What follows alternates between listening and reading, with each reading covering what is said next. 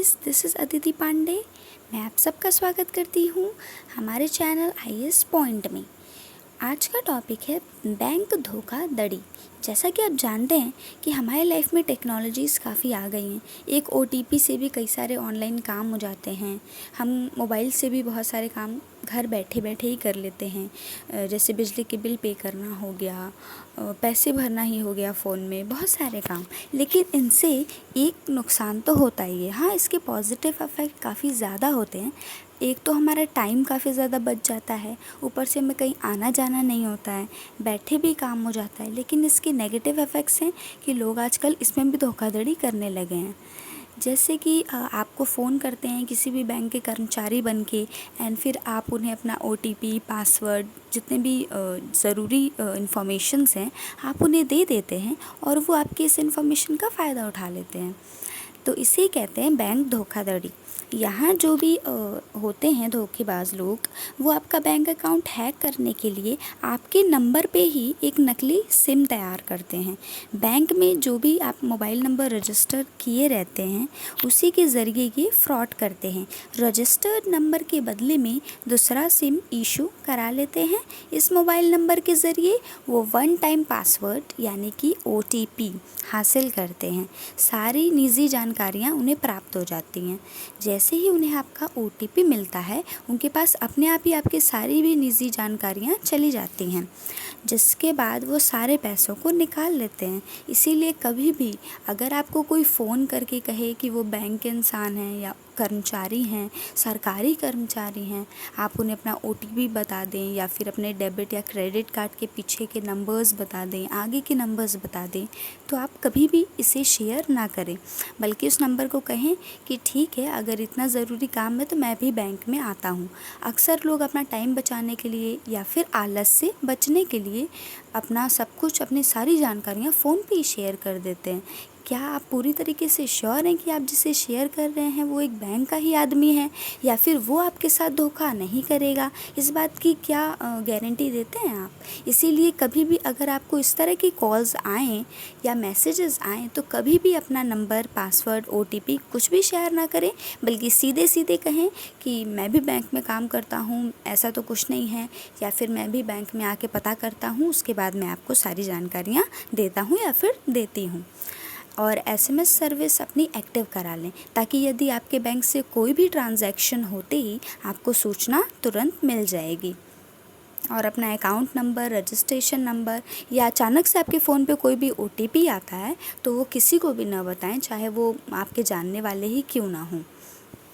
तो आइए जानते हैं कि जिस टॉपिक पे हमने इतनी सारी बातें की है वो इस टाइम इतना चर्चा में क्यों है। बैंक धोखाधड़ी में ई सिम का दुरुपयोग, ये है करंट अफेयर एनालिसिस के आज का टॉपिक। चर्चा में क्यों है? हाल ही में हरियाणा पुलिस द्वारा 300 से अधिक बैंक खातों में से जुड़े एक बहुराज्यीय बैंक धोखाधड़ी के मामले में ई सिम के प्रयोग की बात की गई है। इस मामले के सामने आने पर एक बार फिर से इंटरनेट और साइबर सुरक्षा तंत्र पर सवाल उठने लगे हैं। प्रमुख बिंदुओं को देखते हैं। 300 से अधिक राष्ट्रीयकृत और निजी बैंक खातों में धोखाधड़ी के ये मामले देश के 5 राज्यों पंजाब, हरियाणा, बिहार, पश्चिम बंगाल और झारखंड से संबंधित है। इन मामलों में पुलिस द्वारा गिरफ्तार किए गए 5 आरोपियों में से 4 आरोपी झारखंड के जामताड़ा जिले से हैं। बैंक धोखाधड़ी से जुड़े इन मामलों में आरोपियों द्वारा पीड़ितों को बैंक खातों से पैसे निकालने के लिए ई सिम का प्रयोग किया गया है। बैंक धोखाधड़ी में ई सिम का प्रयोग। धोखाधड़ी के इन मामलों में अपराधी बड़ी संख्या में मोबाइल नंबरों को प्राप्त करके उनके माध्यम से बैंक खातों में लॉगिन का प्रयास करते हैं। यदि किसी नंबर पर बैंक द्वारा ओटीपी भेजने का संकेत प्राप्त होता है तो वे उस नंबर पर ग्राहक सेवा अधिकारी होने का दिखावा करते हुए फ़ोन करते हैं और संबंधित व्यक्ति से मिस कॉल या सिम के सारे भी अपग्रेड करने या उसके पहचान से जुड़ी जानकारी जानने का प्रयास प्रयास करते हैं।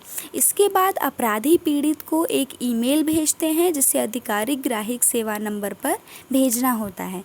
वास्तविकता में वह पीड़ित व्यक्ति के फ़ोन नंबर से अपनी ईमेल आईडी जोड़ने का एक तरीका होता है, जिसके माध्यम से अपराधी पीड़ित के सिम को ई सिम में बदलने के लिए आधिकारिक आवेदन कर सकते हैं। यह प्रक्रिया पूरी होने के बाद पीड़ित के नंबर से जुड़ी सभी सेवाओं तक अपराधियों की पहुंच हो जाती है।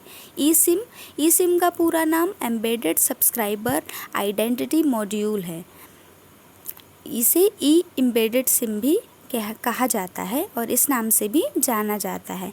पारंपरिक सिम कार्ड की तरह मोबाइल फ़ोन से अलग होने के बजाय इसे निर्माता द्वारा फ़ोन में ही स्थापित कर दिया जाता है। ई सिम पारंपरिक सिम के विपरीत फ़ोन में अनावश्यक स्थान नहीं घेरता है। साथ ही इसका प्रयोग स्मार्ट वॉच जैसे छोटे उपकरणों में भी किया जा सकता है। भारत में इंटरनेट से जुड़े बैंक धोखाधड़ी के मामले। भारतीय रिजर्व बैंक यानी बैंक ऑफ इंडिया नहीं आरबीआई यानी रिजर्व बैंक ऑफ इंडिया द्वारा जारी आंकड़ों के अनुसार वित्तीय वर्ष 2019 और 20 में भारतीय बैंकों द्वारा कुल 195 करोड़ रुपए से संबंधित इंटरनेट और क्रेडिट अथवा डेबिट कार्ड के धोखाधड़ी से जुड़े 2678 मामले दर्ज किए गए थे। वित्तीय वर्ष 2019 और 20 में इंटरनेट से जुड़े बैंक धोखाधड़ी के मामलों में पिछले वर्ष की तुलना में दुगने से अधिक वृद्धि देखी गई है। वर्तमान वित्तीय वर्ष में अप्रैल से जून के बीच इंटरनेट और क्रेडिट तथा डेबिट कार्ड धोखाधड़ी से संबंधित 530 मामले दर्ज किए गए हैं। इन मामलों में कुल 27 करोड़ रुपए की धोखाधड़ी देखी गई है। बैंक धोखाधड़ी को रोकने के प्रयास।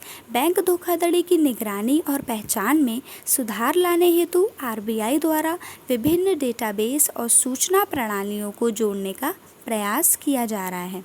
आरबीआई द्वारा इलेक्ट्रॉनिक बैंकिंग जागरूकता और प्रशिक्षण या ई बात यानी electronic banking awareness and training और ई बात कार्यक्रम के माध्यम से जागरूकता बढ़ाने का प्रयास किया जा रहा है। साथ ही साथ आरबीआई के द्वारा डिजिटल भुगतान प्रणाली के सुरक्षित उपयोग, महत्वपूर्ण व्यक्तिगत जानकारियां जैसे कि आपका पिन, ओटीपी, पासवर्ड आदि को साझा करने से बचने हेतु जागरूकता अभियानों का आयोजन किया जाता है।